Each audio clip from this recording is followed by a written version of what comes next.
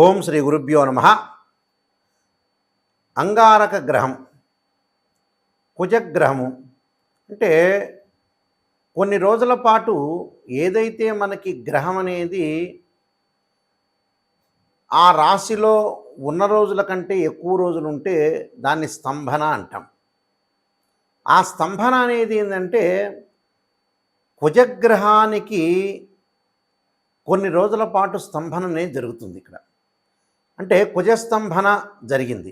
అంటే కుజస్తంభన అంటే మనకి ఆగస్టు 27వ తారీఖు నుండి 2024 అక్టోబర్ 21 తారీఖు వరకు కూడా 55 రోజుల పాటు కుజస్తంభన జరగటం, మళ్ళీ తిరిగి మిథున రాశిలో సంచారం చేసే కుజుడు కర్కాటక రాశిలోకి మళ్ళీ వెళ్ళి అక్టోబర్ 21వ తారీఖు నుంచి జనవరి 22వ తారీఖు వరకు కూడా, జనవరి 22 అంటే 2025 జనవరి 22వ తారీఖు వరకు 92 రోజుల పాటు కర్కాటక రాశిలో కూడా స్తంభన జరిగింది. దాని తర్వాత జనవరి 22వ తారీఖు నుంచి ఏప్రిల్ 3 వరకు మళ్ళీ మిథున రాశిలోకి సంచారం. అంటే ఇక్కడ మిథున రాశిలోంచి కర్కాటక రాశిలోకి రావటం, మళ్ళీ కర్కాటక నుంచి మిథున రాశి రావటం జరుగుతుంది.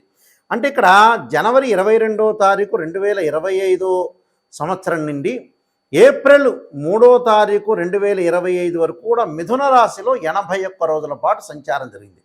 మళ్ళీ ఏప్రిల్ 3వ తారీఖు నుంచి ఆగస్టు 27, 2025 కర్కాటక రాశిలో మళ్ళీ స్తంభన.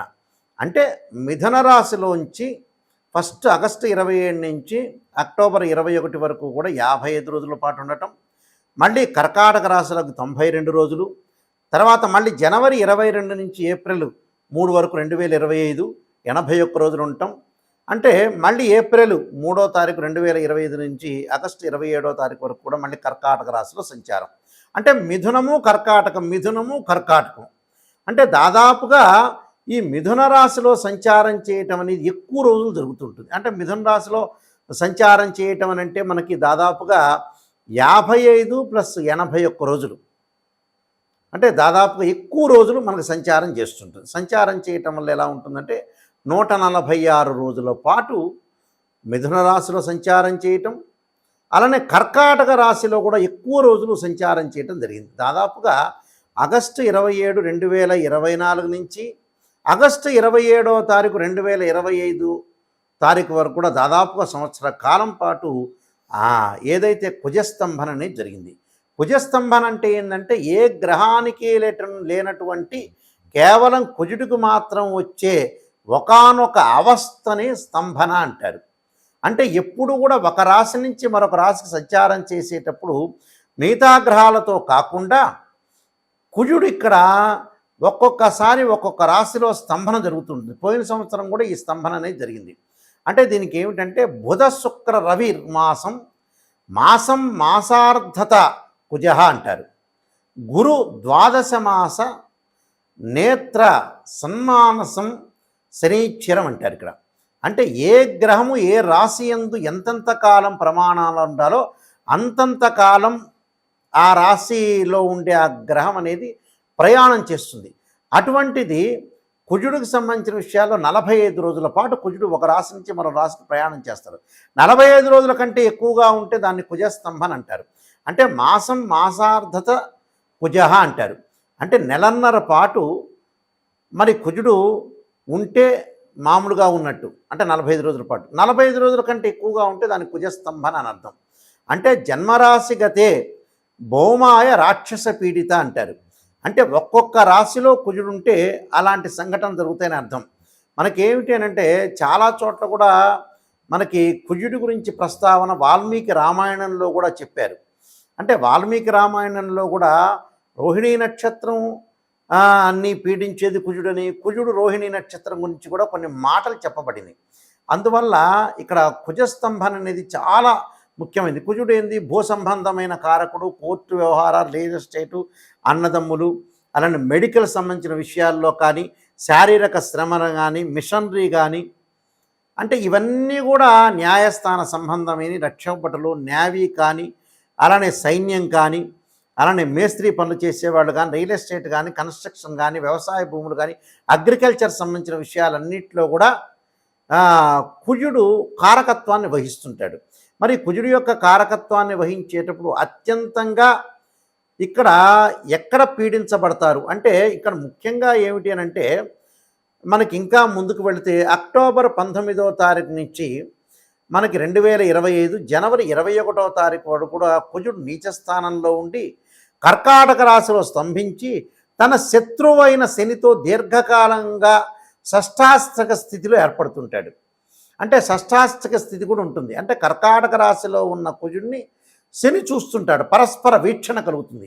ఆ వీక్షణ కలిగిన తర్వాత రకరకాల ఉపద్రవాలు వచ్చే అవకాశాలు కూడా ఉంటాయి. కాబట్టి మరి ఇక్కడ ఏదైతే మనకి కుజుడు యొక్క స్తంభాన్ని బట్టి మనం చూసుకోవాలి. ఎందుకంటే కుజుడు సత్వ భూ ప్రకార రోగ వ్రణ సాహస శస్త్ర అగ్ని సందర్శనోత్పాటన భాతృ కుజ అంటారు.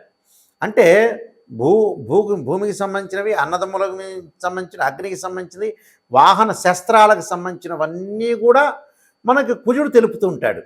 అంటే కొంతమందికి అత్యంతంగా లాభపడే రాశులు ఉంటాయి, అత్యంతంగా దారుణంగా పీడించబడే కొన్ని రాశులు ఉన్నాయి, మధ్యంతర రాశులు కూడా ఉన్నాయి. కాబట్టి ఏ రాశుల వాళ్ళకి బాగుందో లేదో మనం చూసుకుందాం. ముఖ్యంగా మిథున కర్కాటక రాశుల వాళ్ళకి కొంత చెడు కాలం అని చెప్పుకోవచ్చు. ఆ తర్వాత మీనము, మేషము, వృశ్చికము, ధనస్సు అంటే ఈ 6 రాశుల వాళ్ళకి కూడా కొన్ని ఇబ్బందికరమైన పరిస్థితులు ఏర్పడే అవకాశాలు ఉంటాయి. కాబట్టి ఇక్కడ మిథునము, కర్కాటకము, మీనము, మేషం, వృశ్చికం, ధనస్సు వాళ్ళు కొద్ది జాగ్రత్తగా ఉండాలి.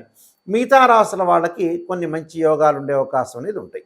మకర రాశి వాళ్ళకి కుజస్తంభన వల్ల ముఖ్యంగా షష్టమ స్థానంలో కుజుడు ఉంటాడు. అలానే సప్తమ స్థానంలో కుజుడు యొక్క సంచారం. షష్టమ స్థానంలో ఉండటం వల్ల మకర రాశి వాళ్ళకి బ్రహ్మాండమైన మేలు జరుగుతుంది. భూ సంబంధమైన వ్యవహారాలు, ఇల్లు కన్స్ట్రక్షన్ చేయటం, అలానే ఆరోగ్యపరంగా కొంత కుదుట పావటం, అలానే ప్రతి పని కూడా విజయం సాధించడం, ఇష్టకామ్యార్థ సిద్ధి జరగటం ఒకటి.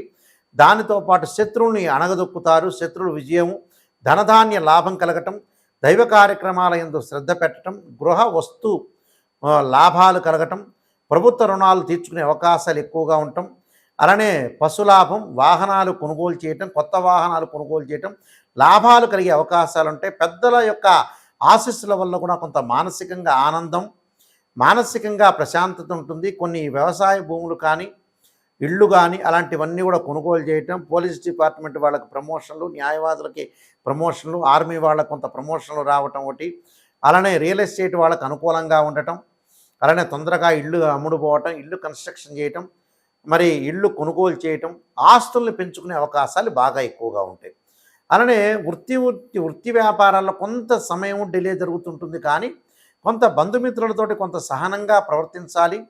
భార్యాభర్తల మధ్యలో చిన్న విషయాలకి ఎడబాటు లేకుండా చూసుకోవాలి, గొడవలు జరగకుండా చూసుకోవాలి. వారసత్వం యొక్క సంపద రావటం ఒకటి, కోర్టు సమస్యల పరిష్కారం కావటం, పిత్రార్జితం రావటం ఒకటి, కెమికల్ కంపెనీల వాళ్ళకి కానీ, డాక్టర్స్కి కానీ వాళ్ళకి మంచి ప్రమోషన్లు రావటం ఒకటి, ల్యాబొరేటరీస్ అని బాగా ఎక్కువగా పెట్టే అవకాశాలు ఎక్కువ ఉంటాయి. కాబట్టి కొంత ప్రయాణాలు చేసేటప్పుడు అతివేగం అనేది పనికిరాదు. అలాంటి విషయాల్లో కొద్ది జాగ్రత్తగా ఉండాలి. వ్యవసాయం చేసే వాళ్ళకి మంచి లాభాలు కలిగే అవకాశాలు ఎక్కువ ఉంటాయి. అలానే అన్నదమ్ముల మధ్యలో కూడా ఒక మ్యూచువల్ అండర్స్టాండింగ్ అనేది బాగా ఎక్కువ ఉంటుంది. రోగాల అనారోగ్యం అనేది కొంత కుదుట పడుతుంది. దీర్ఘకాలిక వ్యాధులు ఉన్నవాళ్ళు కానీ, రక్తానికి సంబంధించిన బీపీ అలాంటి వాళ్ళు కానీ కొద్దిగా జాగ్రత్త పడితే సరిపోతుంది. వృధా ప్రయాణాలు చేయకుండా భయము, ఆందోళన అనేది మీరు పెట్టుకోవద్దండి. ప్రతి పని కూడా అనేక మార్గాల్లో ఆదాయం అనేది ఎక్కడొస్తుందని కొంత ఆలోచన చేస్తుంటారు. ఆ ఆలోచన అనేది కూడా వాళ్ళకి సక్సెస్ అయ్యే అవకాశాలు ఎక్కువ ఉంటాయి. కాబట్టి వాళ్ళకి ఇళ్ళు కూడా నేను కన్స్ట్రక్షన్ చేయాలి, నిర్మాణం చేయాలనే ఆలోచన కూడా వాళ్ళు చేపట్టే అవకాశాలు ఎక్కువ ఉంటాయి. అంటే మనోవిచారం లేకుండా నమ్మిన వారి వల్ల కూడా కొంత భయం లేకుండా ఉంటుంది. పొరపాటున వీళ్ళు ఎట్టి పరిస్థితుల్లో కూడా నమ్మరు. కోర్టు వ్యవహారాలు వాయిదా పడుతున్నా చివరికి అల్టిమేట్ కోర్టు వీళ్ళకి ఫేవరబుల్గా వచ్చే అవకాశాలు ఎక్కువ ఉంటాయి. కాబట్టి సరైన నిద్రపోండి, ఆరోగ్యాన్ని కాపాడుకోండి. ఇనుప పనిముట్ల వల్ల కొంత గాయాలు జరుగుతుంటాయి కొంతమందికి. సంతాన సమస్యలు రాకుండా కొంత కాపాడుకుంటుంటే చాలా జాగ్రత్తలు. పరస్త్రీల వల్ల కొంత అవమానాలు జరిగే అవకాశాలు ఎక్కువ ఉంటాయి. పరపురుషుల వల్ల, పరస్త్రీల వల్ల కూడా కొంత అవమానాలు లేకుండా చాలా జాగ్రత్త ఉండాలి. కొంత సమయస్ఫూర్తిగా లౌకిక విధానంతో, భావనతోటి మీరు ముందుకు వెళ్ళండి. విరోధ భావాలు కలగకుండా చూసుకోవటం చాలా మంచిది. నేను చెప్పిన పరిహారాలన్నీ కూడా మీరు చేసుకోండి, మీకు మంచి జరిగే అవకాశం ఖచ్చితంగా ఉంటుంది. అంగారకుడి యొక్క ప్రభావం అనేది మనకు ఉండకుండా ఉండాలంటే తప్పకుండా అంగారకాయుధే శక్తి హస్తాయ ధీమే తన్నో భౌమ ప్రచోదయాత్ అనే మంత్రాన్ని, తత్పురుషాయ విద్యే మహాసేనాయ ధీమే తన్నో షణ్ముఖ ప్రచోదయాత్ అనే మంత్రాన్ని, అలానే కందులు, ఎర్రని వస్త్రము, ఎర్రని పూలు, ఎర్రని పదార్థాలు మంగళవారం రోజున ఉదయం పూట కుజహోరలో ఉంటుంది. కుజహోర అనేది ఉంటుంది. ఆ కుజహోరలో మనం ఇవన్నీ కూడా దానం చేయాలి. దానం చేయటంతో పాటు తప్పకుండా కొన్ని అనుసరించాల్సిన విషయాలనే ఉన్నాయి. మంగళవారం రోజున ఈ కుజస్తంభన ఎంత కాలం అయితే ఉంటుందో మంగళవారం రోజున ఉపవాసం చేసి సుబ్రహ్మణ్య స్వామి యొక్క ఆరాధన చేయటం చాలా మంచిది. ఆరాధనతో పాటు ఏదన్నా సరే సుబ్రహ్మణ్య స్వామి యొక్క క్షేత్రాలను దర్శనం చేయటం ఒకటి, వివాహం కాని వాళ్ళు ముఖ్యంగా శ్రీ వల్లీ దేవసేన సమిత సుబ్రహ్మణ్య స్వామి యొక్క కళ్యాణం చేయటం, సుబ్రహ్మణ్య స్వామికి అభిషేకం చేయటం, కందులతో చేసిన ఏదైతే వంటకాలన్నీ కూడా ఏదైనా సరే తయారు చేసి దేవాలయంలో ఇచ్చి భక్తులందరికీ కూడా పంచాలని ఆ దేవాలయంలో ప్రధాన అర్చకులకు చెప్పటం, అంటే ఇవన్నీ కూడా. అలానే మంగళవారం రోజున ఏదైతే మనకి రాహుకాలంలో దీపం పెట్టడం, ఇలాంటివన్నీ కూడా చేయటం వల్ల ఏంటంటే మనకు కుజుడి యొక్క దోషం పోయే అవకాశం ఉంటుంది. దాంతోపాటు ధరణీగర్భ సంభూతం విద్యుత్ కాంతి సమప్రభం కుమారశక్తి అస్తంచే మంగళం ప్రణమామ్యం అని చక్కగా ఈ మంత్రాన్ని చదవండి. మంత్రాన్ని చదవడం వల్ల కూడా మనం మంచి జరిగే అవకాశం ఖచ్చితంగా ఉంటుంది. మీ అందరికి కూడా మంచి జరగాలని ఆశిస్తూ సర్వే జనా సుఖినో భవంతు.